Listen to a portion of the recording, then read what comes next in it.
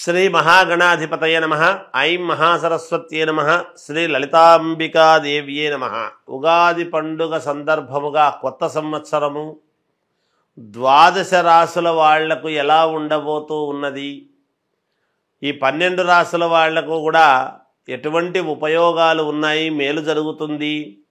ఈ విశ్వావసునామ సంవత్సరము క్రోధీనామ సంవత్సరం అనేటువంటిది అయిపోయి ఇప్పుడు విశ్వావసు అనేటువంటి పేరుతో కొత్త సంవత్సరము ప్రారంభమవుతూ ఉన్నది. కనుక ఎప్పుడు ప్రారంభమవుతుంది అంటే ఆదివారం రోజు ఉగాది పండుగ అయినది. చూడండి, ఆదివారము అయ్యింది అంటే ఎప్పుడైనా మనకేమిటి అంటే ఏ వారం అయితే అవుతుందో ఆ వారానికి అధిపతి రాజు అవుతాడు. అందువలన సూర్యుడు రాజు అయినాడు ఈసారి. ఇక్కడ సూర్యుడు రాజైనాడు అని అనంగానే ప్రతి వాళ్ళ జీవితంలో కూడా రవి అంటే సూర్యుడు ఉన్నతమైనటువంటి స్థితిలో ఎవరెవరి జాతకాల్లో అయితే ఉంటాడో వాళ్లకు అద్భుతమైనటువంటి ప్రకాశాన్ని ఇస్తాడు, ఆరోగ్యాన్ని ఇస్తాడు. మామూలుగా గ్రహాలకు రాజు రవి మనకు తెలిసినటువంటిదే.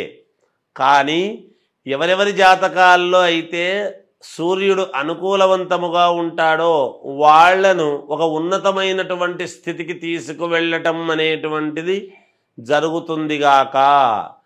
కాబట్టి ఇవి రాసులు అని చెప్పటం అనేటువంటిది సామాన్యముగా ప్రతిసారి చెప్పినట్టుగానే చెబుతాం. ఎవరు ఆందోళన చెందాల్సినటువంటి పనేమీ లేదు. నిజానికి అందరికీ అద్భుతముగానే ఉంటుంది. చిన్న చిన్న ఏవో దోషాలు అవి ఇవి ఉంటే కాస్త పరిహారాలు అనేటువంటివి సర్వ సామాన్యమైనటువంటి విషయమే కదా. అందువలన ఎవరెవరైతే వాళ్ళ లగ్నాన్ని బట్టి, ముందు లగ్నం అనేటువంటిది చాలా అవసరం. ఎప్పుడు కూడా ఏ లగ్నములో పుట్టాము, లగ్నానికి ద్వితీయంలో ఎటువంటి గ్రహాలు ఉన్నాయి, ఇవన్నీ కూడా చాలా చూసుకోవాల్సినటువంటి అవసరం ఏర్పడుతుంది. అందువలన ఈ విశ్వావసునామ సంవత్సరము కొత్త సంవత్సరము సందర్భముగా 12 రాసుల వాళ్లకు ఒక్కసారి ఎలా ఉంది ఏమిటి అనేటువంటి విషయాన్ని ఇప్పుడు మనం తెలుసుకోబోతూ ఉన్నాము. మీనరాశి వారికి ఈ ఉగాది పండుగ నుండి మళ్ళీ ఉగాది పండుగ వరకు కూడా ఎలా ఉంది అంటే అద్భుతముగా ఉన్నది, యోగవంతముగా ఉన్నది. ఇక్కడే అన్ని గ్రహాల యొక్క కలయిక అనేటువంటిది ఉండేటువంటి దాని వల్లను అయినా యోగము అనేటువంటిది ఉండబోతూ ఉన్నది. మీకు ఆదాయం 5, వ్యయం 3, రాజపూజ్యత 3, అగౌరవము 1. కొన్ని సమస్యలు అనేటువంటివి ఉంటాయి. గ్రహాలు అనుకూలవంతముగా లేనందున చిన్న చిన్న ఇబ్బందులు అనేటువంటివి ఉండినను మీరు మొండి పట్టుదలతో నెగ్గుకొని రావటం అనేటువంటిది జరుగుతుంది. ఎందుకు ఈ మాట అంటున్నాను అంటే రేవతి నక్షత్రము ఉగాది పండుగ ఉంది కాబట్టి సూర్యుడి యొక్క అనుగ్రహంతో ఆదివారం రోజు ప్రారంభమైంది కాబట్టి రేవత్యంతం మీనరాశి వాళ్లకు ఒక వెలుగు వెలిగేటువంటి అవకాశము ఉన్నది. సూర్యుడు అక్కడే ఉండేటువంటి దాని వల్లను కొంత అనూహ్యముగా మీకు ఒక వెలుగు అనేటువంటిది రావటం, అనూహ్యముగా గుర్తింపు రావటము, ఆరోగ్యపరముగా మేలు జరగటము, ఇలాంటివి కొన్ని ఉంటాయి. సరే, ఎవరి కోణము గురించి వాళ్ళు చెబుతూ ఉంటారు. ఇక్కడ తెలుస్తూ ఉన్నది ఏమిటి అంటే అనుకూలమైనటువంటి వాళ్లతో సంప్రదింపులు అనేటువంటివి చేసుకోండి. మీకు ఎవరి మీదైతే గురుత్వము నమ్మకము ఉంటుందో తద్వారా వాళ్ళని అడిగి మీరు అడుగులు ముందుకు వేయండి. తప్పకుండా విజయము వైపు మీ అడుగులు ఉండబోతాయి. మంచి మంచి సలహాలు అనేటువంటివి పాటించడము వలన మీకు యోగాలు పెరుగుతాయి. స్థిరాస్తుల విషయములో విజయము సాధిస్తారు. మీ సొంతము చేసుకోగలుగుతారు స్థిరాస్తులు. కోర్టుపరమైనటువంటి వ్యవహారాలలో విజయము సాధించే పరిస్థితి ఉన్నది ఈ సంవత్సరం. మీరు ఉద్యోగస్తులకు చాలా అనుకూలముగానే ఉన్నది. కానీ శ్రమపడాలి. బాగా శ్రమపడితే ఇంకా అనుకూలవంతమైనటువంటివి మెరుగైనటువంటి ఫలితాలు సాధించుకుంటారు. పుణ్యక్షేత్రాలకు వెళ్ళేటువంటి పరిస్థితి ఉన్నది. ఈ రాశి వాళ్ళు వెళతారు.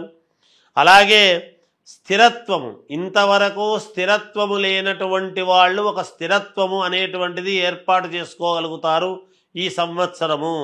100% నా విధి విధానం ఇది, నేను ఇక్కడ ఉంటాను, నాకు ఒక మార్పు అనేటువంటిది జరుగుతుంది.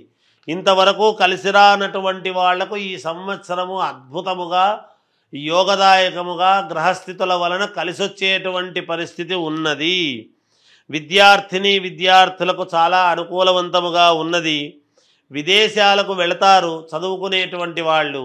ఈ సినిమా రంగములో ఉండేటువంటి వాళ్ళు కానీ, కళాకారులు కానీ, టీవీ రంగంలో ఉండేటువంటి వాళ్ళు కానీ, ఈ ఉద్యోగాలు రియల్ ఎస్టేటు సంస్థలలో పనిచేసుకునేటువంటి వాళ్లకు కానీ అధిక శ్రమ అనేటువంటిది ఉంటుంది. కానీ శ్రీ మహావిష్ణువు యొక్క అనుగ్రహము వలన మేలు కూడా ఉంటుంది గాక, లాభాలు పొందుతారు. రాజకీయ నాయకులు కొంచెము జాగ్రత్తగా అడుగులు వేస్తే అద్భుతమైనటువంటి యోగాన్ని సాధించుకోగలుగుతారు అనేటువంటిది తెలియజేస్తూ, ఇంకా మెరుగైనటువంటి ఫలితాలు మీరు సాధించుకోవాలి అనుకుంటే మీ వ్యక్తిగతమైనటువంటి జాతకాన్ని పరిశీలన చేసుకొని ఏమైనా దోషాలు అలాంటివి ఉంటే సవరించుకోండి, మేలు జరుగుతుంది.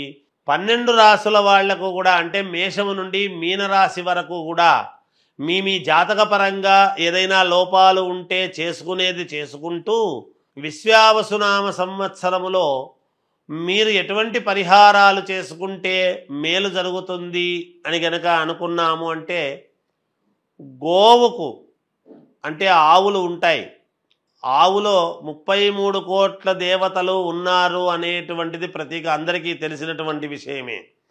ఈ గోవుకు ఏం చేయాలి అంటే మంగళవారము గురువారము ఈ 2 వారాలు మీరు గోమాత దగ్గరికి వెళ్ళి ఆ గోవుకు ఎడమవైపు ఉన్నటువంటి కొమ్ముకు మాత్రమే పసుపు పట్టించి కుంకుమ పెట్టి మీరు 9 ప్రదక్షిణలు చేసి ఆ గోవు తోకతో పుచ్చముతో మీ యొక్క తల మీద కొట్టుకొని రండి. ఇలా ఒక 7 సార్లు చెయ్యండి. రోజు వారం పొడవునా కాదు, ఈ సంవత్సరము పొడవులో 7 సార్లు చేస్తే చాలు, ఈ సంవత్సరానికి అంతా కూడా కలిపి. లేదా ఈ ఉగాది పండుగ అయిన నెలలోనే 7 సార్లు చేసుకున్నారు అంటే కూడా సంవత్సరం అంతా పని చేస్తుంది. అది కూడా కాదా అంటే ఓ శ్రావణ మాసమో కార్తీక మాసమో ఇలాంటి మంచి మంచి మాసాల్లో చేస్తాము 1-2 సార్లు అనుకొని అలా చేసుకున్న పుణ్యఫలమే. ఏది ఏమైనా ఈ సంవత్సరములో ఒక 7 సార్లు అయితే గోవును మీరు సందర్శించి 9 ప్రదక్షిణలు చేసి ఆ గోవు ఎడమ కొమ్ముకు, అంటే మనము నిలబడినటువంటి చోట కుడి చేత్తో ముట్టుకుంటే దానికి ఎడమదవుతుంది, అటువంటి ఎడమ కొమ్ముకు మాత్రము పసుపు పట్టించి కుంకుమ పెట్టి ఏదైనా తోటకూర లాంటిదో పళ్ళో లేదా ధాన్యం అంటే బియ్యము కాకుండా జొన్నలు కానీ ఇలాంటివి లేదా అలసందలు కానీ ఇలాంటివి ఏవో ఉంటాయి కొంచెం, అలాంటివి ఏవి పెట్టినా పుణ్యప్రదమే అవుతుంది, మీకు మేలు జరుగుతుంది, చాలా వరకు పరిహారము జరుగుతుంది అని తెలియజేస్తూ జయోస్తు.